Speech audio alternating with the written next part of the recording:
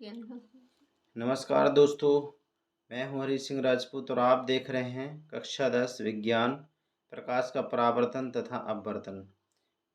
तो दोस्तों, आप इसके पूरे प्रश्न को डिस्कस करिए और हमारे साथ लगाइए ताकि आपको उसका कॉन्फिडेंस आए। तो चलिए दोस्तों, अगर आप हमारे इस चैनल पर पहली बार विजिट कर रहे हैं तो इसको सब्सक्राइब कर लीजिए। चलिए हम प्रश्न क्रमांक पहला को देखते हैं। पहला है कि वक्रता केंद्र को किस संकेत से प्रदर्शित करते हैं। तो वक्रता केंद्र क्या है आपका?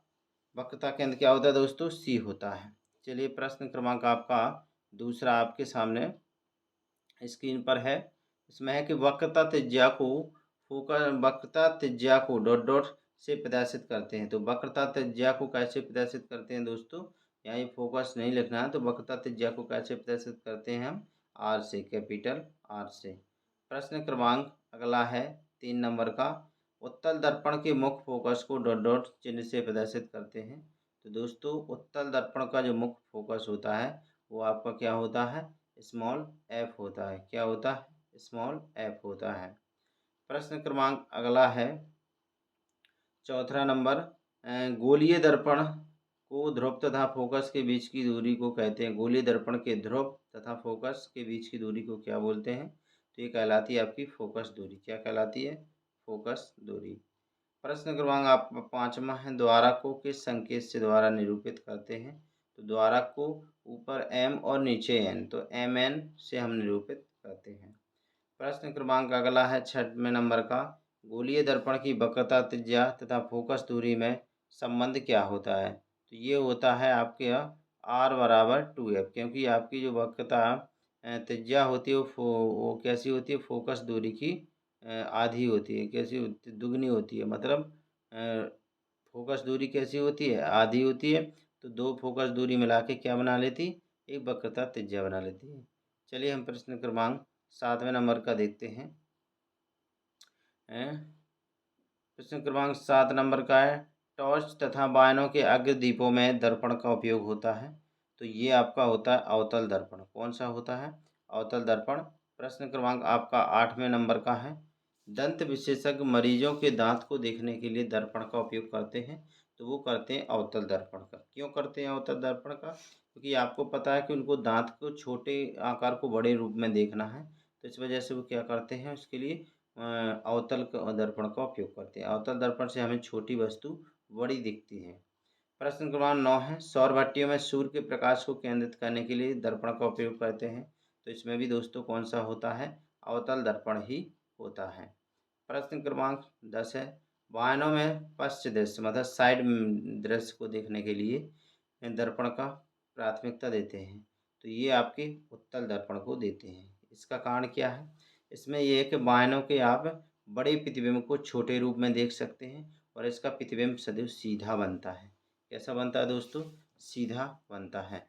प्रश्न क्रमांक 11। नई कार्तीय चिन्ह परिपाटी में दर्पण के ध्रुव को डॉट डॉट मानते हैं। तो दर्पण के ध्रुव को क्या मानते हैं? मूल बिंदु मानते हैं। क्या मानते हैं? मूल बिंदु। क्यों मूल बिंदु मानते हैं दोस्तों? इसलिए क्योंकि सभी दूरियां आप दर्पण के ध्रुव से मापते हैं। क्या करते हैं? सभी दूरियां दर्पण के ध्रुव से मापी जाती हैं। प्रश्न क्रमांक 12 नंबर का है। नई कार्तीय चिन्ह परिपाटी में बिंब सदैव दर्पण के किस ओर रखा जाता है? तो दोस्तों, ये आपका क्या रखा जाता है? हमेशा क्या रखा जाता है? बाईं ओर रखा जाता है। कहाँ रखते हैं हम? बाईं ओर रखते हैं। नई कार्तीय चिन्ह परिपाटी नहीं, परिपाटी में मुख्य अक्ष के समांतर सभी दूरियां दर्पण के ध्रुव से मापी जाती हैं। तो इसका आंसर है दोस्तों आपका नई कार्तीय चिन्ह परिपाटी में। इसमें क्या भरना आपको? नई कार्तीय चिन्ह परिपाटी। नई कार्तीय चिन्ह परिपाटी। प्रश्न क्रमांक 14 है। नई कार्तीय चिन्ह परिपाटी में मूल बिंदु के दाईं ओर मापी गई सभी दूरियां कैसी लेते हैं? तो दोस्तों, ऐसी हम सभी कैसी लेते हैं? धनात्मक लेते हैं। कैसे लेते हैं? धन चिन्ह में। प्रश्न क्रमांक 15 है। नई कार्तीय चिन्ह परिपाटी में मूल बिंदु के बाईं ओर मापी गई सभी दूरियां कैसी होती हैं? तो दोस्तों, ये ऋणात्मक होती हैं। कैसी होती हैं? ऋणात्मक। अगला प्रश्न 16 नंबर का है। गोलीय दर्पण में प्रतिबिंब की दूरी तथा फोकस दूरी में डॉट डॉट संबंध प्रदर्शित करते हैं। तो तो ये क्या कौन सा वो सूत्र होता है दोस्तों, ये होता है आपका दर्पण सूत्र। क्या होता है दोस्तों, दर्पण सूत्र। प्रश्न क्रमांक आपका 17 आपके सामने है। दर्पण के ध्रुव से मुख्य प्रतिबिंब की दूरी को क्या कहते हैं? दोस्तों इसको बोलते हैं प्रतिबिंब। क्या बोलते हैं? प्रतिबिंब आपका बोलते हैं। दर्पण के ध्रुव से मुख्य प्रतिबिंब की दूरी को क्या बोलते हैं आपके? तो ये आपके क्या बोलते हैं दोस्तों, ये इसको आप बोलते हैं प्रतिबिंब की दूरी बोलते हैं। अगला है, तो इसको प्रतिबिंब बोलते हैं। प्रश्न क्रमांक 18, दर्पण के ध्रुव से मुख्य फोकस की दूरी को क्या कहते हैं? ये आपका क्या कहलाता है? फोकस दूरी कहलाता है। क्या कहलाता है? फोकस दूरी। आवर्धन का सूत्र बताइए। तो आवर्धन का सूत्र क्या होता है? m बराबर माइनस भी बटे में u, माइनस भी बटे u। ये भी काय को बताता है? प्रतिबिंब को, और u किसको बताता है? वस्तु को। प्रश्न क्रमांक 20, लेंस कितने प्रकार के होते हैं? तो लेंस कितने प्रकार के होते हैं आपके? 2 प्रकार के होते हैं, एक उत्तल होता है और एक अवतल होता है। प्रश्न क्रमांक 21, मनुष्य की आँखों में डॉट डॉट लेंस होता है। तो दोस्तों मनुष्य की आँखों में कौन सा लेंस होता है? हमारे आँख में वो उत्तल लेंस होता है। कौन लेंस होता है? उत्तल लेंस होता है। प्रश्न क्रमांक आपका 22 नंबर का है। यदि कोई आपतन कोण तथा अपवर्तन कोण, यदि कोई आपतन कोण I तथा अपवर्तन कोण R हो, तब डॉट डॉट स्थिति होगी। तो ये कैसी होगी? साइन I बटे साइन R बराबर स्थिरांक। कैसी होगी? साइन I बटे साइन R बराबर स्थिरांक। प्रश्न क्रमांक आपका 24 है। निर्वात में प्रकाश डॉट डॉट अत्यधिक चाल से गमन करता है। तो दोस्तों कैसे करता है? इसकी मतलब प्रकाश की चाल कितनी होती है?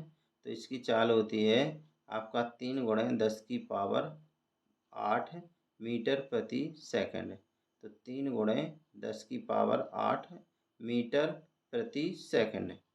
प्रश्न क्रमांक आपका 25 नंबर का है दोस्तों, कि किसी लेंस की क्षमता उसकी डॉट डॉट दूरी का व्युत्क्रम होगा। तो दोस्तों ये आपका जो लेंस की क्षमता क्या होगा? आपकी फोकस दूरी का व्युत्क्रम होगा। किसका व्युत्क्रम होगा? फोकस दूरी का व्युत्क्रम होगा। चलिए दोस्तों, हमने अभी तक हमने जो 25 प्रश्न डिस्कस कर लिए हैं, आप इनको बार बार करिए। आगे के हम और भी प्रश्नों को डिस्कस करेंगे। अगर आप साइंस गैलेक्सी चैनल पर पहली बार विजिट कर रहे हैं तो इसको सब्सक्राइब कर लीजिए और अपने सभी दोस्तों तक शेयर भी कर दीजिए। धन्यवाद।